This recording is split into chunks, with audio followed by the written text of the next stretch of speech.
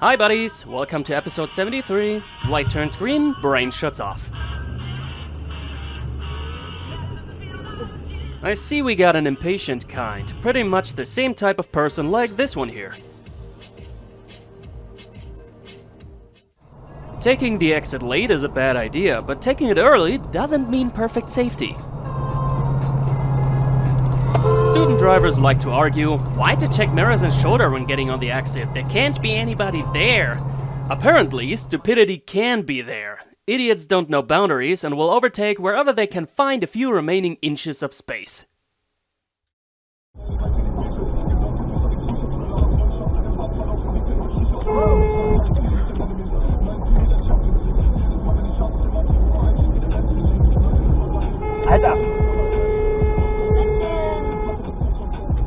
Would you believe me that this driver did actually check his mirrors? He did, but it looks to me like that he was looking into his left mirror when he moved to the right. Maybe somebody should explain the coherent concept to him of mirrors and directions. Anyway, concerning the camera driver... Come on, pal, like if you couldn't anticipate this lane switch. Oh damn, a big vehicle is turning into this narrow road. And he screwed up. No, not the bus driver. The camera driver. He was keeping literally millimeters of too much distance to the bus and scratched his rim on this curb.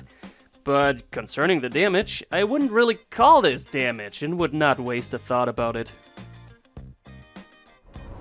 The driver of the bubble car in front of us already keeps pushing hard for a while now.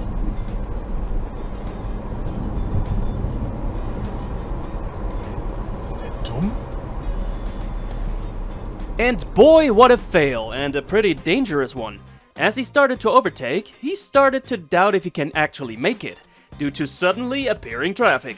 In such a case, you either shift down and use max acceleration to finish your job, or if you can't make it, cancel the goddamn maneuver and get your ass back behind the other driver. What he did here was a failure on all levels. This shouldn't be happening, but reality tells us that such things are happening way too often.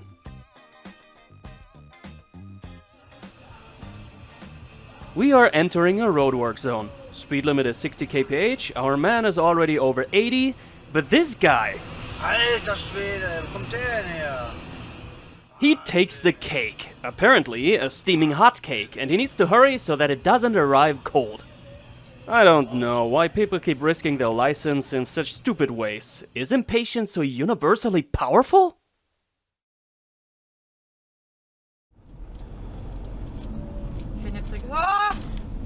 Ey Leute, ey. Driving in crowbar style, I see. Looking at the dent in his trunk hatch seems to be a common theme with him.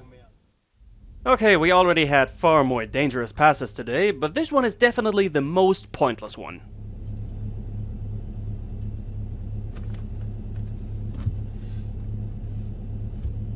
He might have made it if he properly stepped on the gas, but instead awkwardly driving between cyclists and parking cars. My fail meter starts flashing. Make sure to be aware of animals on the road, usually rabbits, deer, and foxes.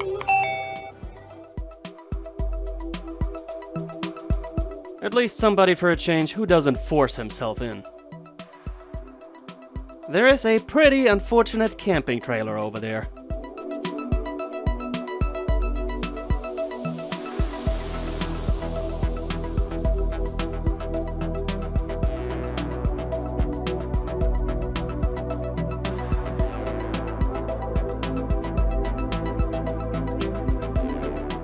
Unbelievable how lucky they are. It seems like nothing even got damaged. At least not on the outside. There might be quite a mess inside that trailer. We have seen some quite more unfortunate camper stunts so far. Flawless technical condition and the right weight distribution are essentials concerning driving with a big trailer.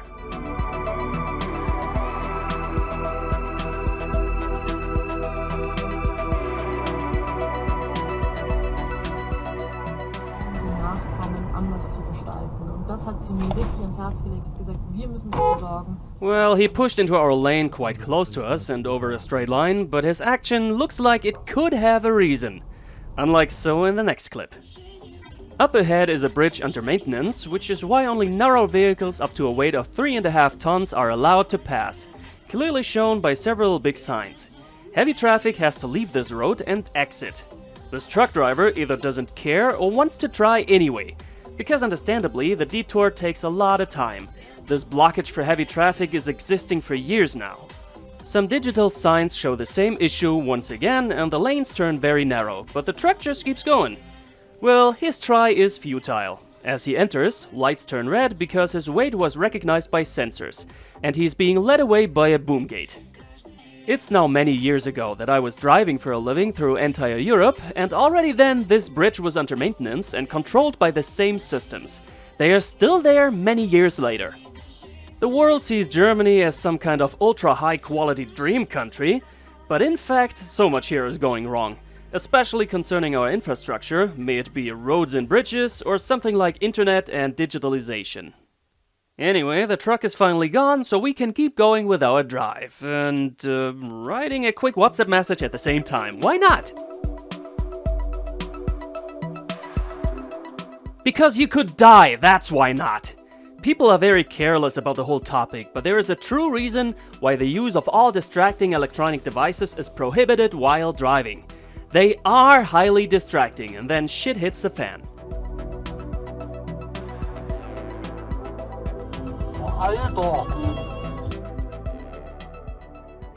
And I am not only blaming all those idiots for it, but myself as well. Today I am smarter, but many years back I was also using the phone while driving, and I almost crashed into a truck.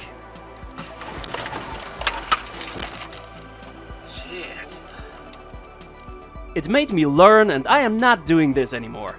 If everybody would learn from mistakes, the world would be so much better. But sadly, only few people are actually able to learn, it seems. The mom explains they purchased a bunch of stuff for the bake sale, and it costs a lot of money. And it's not fair that my kid is making money off of their supplies. And that they should be compensated for what they purchased. The receipt list is a bunch of items that I immediately see that they didn't use.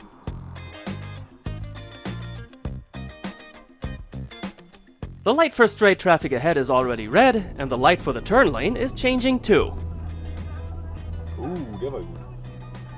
I am pretty sure this was intentional, and it looks to me like he thinks that it is not a red light violation when he is running the intersection over the yellow light of the turn lane, while straight lane was red for long already. Common misconception among many drivers. It's not about under which light you are going, your actual direction is the only relevant thing. So he may have been on the turn lane with a yellow light for turning traffic, but he did go straight. And so the light for straight traffic counts for him. And this light basically says, "You're screwed, man!" A pretty busy roundabout in which we can finally enter, but watch out for the oblivious bus driver.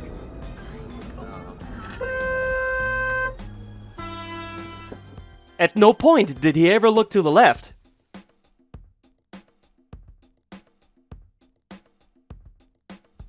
The scooter swerved over very close in front of us, which is why Alex was honking, but the rider seems to take it personally.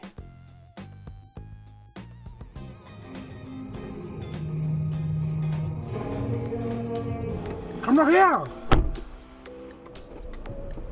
It's road rage time, even though it works out different than usual. Why are those drivers actually messing with each other in the first place? The scooter rider didn't think he made anything wrong. Despite entering the turn lane way too late, he did in fact use his turn signals. But his passenger is carrying this comically large backpack, and this thing was covering up almost the entirety of the scooter's rear lighting. The left turn signal was completely impossible to see. So Alex is telling the rider about the situation and shows the issue with the lights. Surprisingly, the rider does acknowledge this messy situation and is not interested in further arguments. It is nice to see people actually being recipient of logical arguments and not ending up in pointless anger. Everybody usually takes someone honking for a personal attack on their person and doesn't even think about if the honking might be justified. So at least the outcome of this situation here can be seen as rather positive. And on that note, we are closing this case and you can go watch another episode if you feel like it. I got 2 options on screen, and a new episode coming very soon. Later.